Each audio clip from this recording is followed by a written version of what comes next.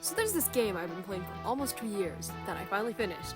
It's Fire Emblem The Base Invade, or just Fire Emblem as it was initially localized in the West. But there's another game that uses the same assets as this one and is a bit shorter, which is Fire Emblem Sacred Stones. I'm leaving for college in under 10 days, and I cannot bring my Switch, so if I do not finish this, I'm gonna have to wait like 3 months to complete Sacred Stones. So this video is essentially just a diary of me playing Sacred Stones. And is me trying to dip my toes into video game content. I just kind of make what I want, so there's that. Before I start, I would like to mention that a goal I have is to play every mainline Fire Emblem game. These are the ones I've already completed. Another thing is that Fire Emblem for me, is very slow, excluding Three Houses and Telly's Duology. Awakening took me almost a year, and with Engage, I procrastinated the final boss for a month. And Genealogy, well, I think you already know. That's all for this intro, but now onto the actual Sacred Stones diary. So the goal for each day was to do 2 chapters per day and maybe 3.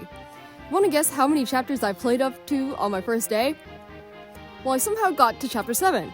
I had heard that Sacred Stones was the easiest Fire Emblem game, and I was playing on normal mode, so I didn't realize how true this would hold up. The reason for my speed might be also because Genealogy changed me. Like, what do you mean these maps are super small? I wanted to take screenshots of my gameplay or show clips, but I kind of forgot, so sorry about that. But a notable moment is that I kind of struggled on Victims of War because it was a fog of war and I had to save the citizens.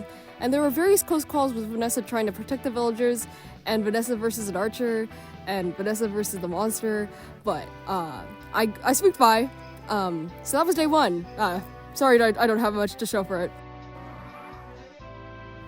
I do not plan to talk about the plot that much, but let me say I called out the traitor in chapters 7 and 8, and guess what the bracelets were for. But at Waterside Renval, Ross became a fighter. I kept it on the team because I needed an axe user. It is either I like your design or personality, or I need a specific weapon to be on the team. So that's Ross. I do want to mention Luke got 2 criticals in a row and is destroying the armored knights, and it's a trap. And, well, I love me a good mage. This is also where the path deviates, and I chose Ephraim. There's a hallway, like, in Fort Ringwald that's just plain old mean. Ephraim barely survived the onslaught of 4 cavaliers with 2 health. I was just living on life on the edge, I guess, and it didn't help that the only healer I brought was Natasha, but that's I too. I'm slowing down a bit after the 6 chapters on day 1, but today I completed Turning Traitor and the Fabled Phantom Ship. I struggled a bit on Turning Traitor because I did not get to do a cell fast enough, and Cormac was right there, and he was killing some of my units with low health, and I could not get Duacell in range to recruit him, so I had to survive 1 turn of Cormac, who has a killer spear, so he could kill a lot of units, so I reset a lot. But they were both recruited, but I could not defeat the boss in time, unfortunately. Like I mentioned, this is the day that had Phantom Ship, which was one of those Fire Emblem maps that gets talked a lot about. But this map made me feel like I was back in Genealogy because there were so many damn enemies. Like, look at this close call with Ross. I definitely thought he was gonna die. I briefly started landing at Tyzel and promoted Colm to Rogue. Now this is the part where I had to think about who I'm investing in long term, aka characters I found cool because I could not bring everyone to the final battle. I made a visual representation in my Procreate because I still needed an axe user, and I wanted to raise at least 1 training unit. I was looking at Ewan, but then that's a lot of magic units, and Ross would benefit me more greatly than Ewan, probably. But, Ewan reminds me of Zell, so sorry Joshua, after your support with Natasha, you're probably gonna be booted. I kicked Arthur because he reminded me of Lucius, but I added Ewan because he reminded me of Azel, so I don't know how to explain my logic here. Day 4 was also a pretty slow day. Landing at Tyzel was a bit difficult for me because I was unsure who to put EXP towards, but I just let friends grind out the arena for money. I promoted Tana too because I like her, and I also trying to get a support ending with her and Ephraim. And I started Fluorspar's Oath, of which Cormac was carrying, so I decided I wanted to promote him. He barely lived on 1 health, so I was surprised, so that deserves a promotion in my eyes. But these maps are getting bigger, so I did not finish this chapter in 1 sitting, so I just went to bed, and I continued it the next day. Continuing the chapter, There were so many Pegasus Knights that could reach all my fragile units, but with Cormac carrying the team and getting a promotion mid-battle, and several resets of Marissa dying, the map is finished. I wanted to get to the East Village for the loot, but again, the Pegasus Knights, so I focused on getting the West one, and getting staff for La Rochelle so she could level up. I also, I'm not, recording this in one session, so sorry for the inconsistent pronunciation. I started Father and Son, and when I looked at this map, I thought, this is gonna take me a little bit, and a bit it did take me. There were so many reinforcements, and I was getting flanked by all sides, and it didn't help that there was someone with a Berserk Staff, which was giving me flashbacks to the final chapter of Blazing Blade, when Wrath was under it, and had a Brave Bow and started attacking my units, and he could easily kill them. Renok got hit with the Berserk Staff, and Ewan was asleep. Thankfully, Renok only attacked enemies, but I was trying to send the Restore Staff to the convoy because Natasha had it, and she was on the other side of the map, but I failed to do that, so I was just rushing my units to group up, and made Tana kill the staff users for any other disaster occurred. Some plot goes down, and I get access to Null and decide to promote him because I've never used a summoner before, and I got a little taste in Scorched Sand, but I knew I was not going to finish that map, so I slept. So, next day. I was outside for most of this day, so I barely played Sacred Stones. I tried to finish the chapter, but this is a pretty big map, and that did not end up happening. It was this day where I got a taste of how much summoners are clutch. Look at how many enemies are on screen.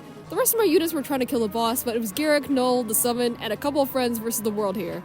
There was a lot of trial and error to bait the enemies and have Null survive because his horrible look stat was the source of many resets. I foolishly thought I could finish this chapter, but in fact, it was the next day, so I needed to sleep, but not without promoting La Rochelle first. I finished Scorched Sand, and I really wanted to pick up the pace, so I did just that. Thankfully, the incoming maps were not as huge. The Ruled by Madness was another one of the maps where I get attacked by all sides, but Ewan really helped here. Look at this clip. Should I probably have not placed Ewan in the spot? Yes, but he survived and killed a bunch of enemies, so that's that. That's the twins, and Ewan got promoted after this chapter. River Regrets sure was the map I played. I don't have any footage because it wasn't as noteworthy. I did not rush this map, and I defeated all the reinforcements, so that took a little bit. But this was the start of cheesing the game with Myrrh, I will say. Next map was Two Faces of Evil. This is where the story really starts to pick up. This map was pretty easy, other than the monsters dealing status effects, which caused me to send Cormac and Tana and rush a little bit, because I really didn't want to deal with petrification. The only screenshots I have are the infamous scene with Lyon. And yeah, that's it. That's it for Two Faces Evil. I was wondering if I could fit another chapter in this day, and the answer is yes. Since the goal was to pick up the pace, I naturally rushed the boss instead of surviving all 13 turns. Tana and Ephraim really carried this part. It's really a power couple. Tana was very close to dying from an archer, so I made her grab the Philae shield, dropped from Voltaire from the convoy, which also held because of support bonuses since she was next to Ephraim to access the convoy, so that was nice. And the boss was killed with Myrrh. That's it for day 7. So to answer the question, can I complete this game before I go to college? The answer is yes. I learned my lesson from yesterday, and that is to ignore the reinforcements and focus on the boss, so that's what I did in Darkling Woods. I also gave Noel the Metis Tomb from, I think it was Scorched Sands.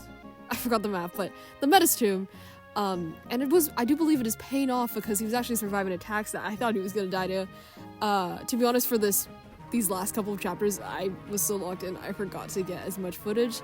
But, I do have one clip, and in the last chapter, I learned I could do this. And I'm pretty sure I have never used that before. And I've played, Blazing Blade on the Switch, too, before. I also miscalculated the amount of characters I could bring, so I had to leave behind Marissa or Garrick. And as much as I wanted to bring Marissa, I had several difficulties, and I have resets, so I left her behind. But in the first stage of the final chapter, there were those monsters I could apply the petrification state, so I rushed to kill them, and yeah.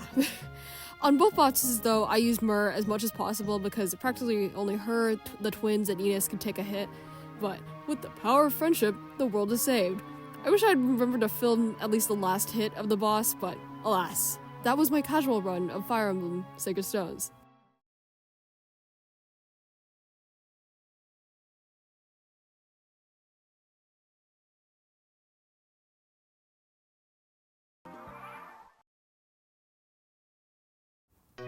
I enjoyed the Sacred Stones.